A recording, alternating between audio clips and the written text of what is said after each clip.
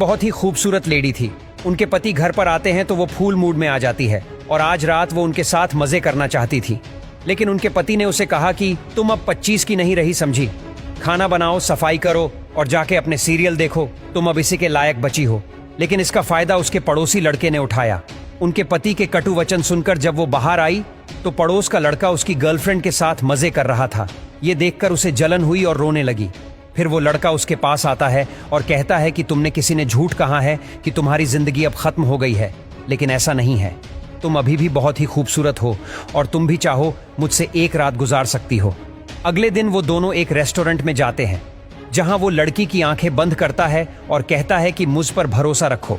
वो एक creamy strawberry अपने हाथों में लेता है और कहता है कि फ्रेश बेरी की खुशबू लो, अब अपने होठों पर लगी मीठी क्रीम का अनोखा स्वाद चखो।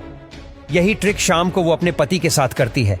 वो कहती है अपना मुंह खोलो। जब वो क्रीम वाली स्ट्रॉबेरी उनके मुंह में रखती है तब वो चिल्लाते कहता है क्या पागलों जैसी हरकतें करने लगी हो।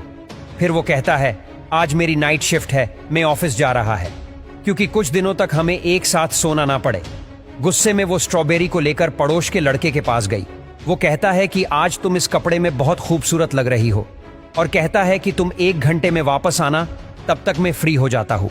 तब तक वो एक शराब की दुकान पर जाती है, लेकिन वहां पर उसे उनका पति खूबसूरत लड़की के साथ मजे कर रहा था। ये देखकर वो और गुस्से में आ जाती है। फिर वो तुरंत अपने पड़ोसी के लड़के के पास जाती है।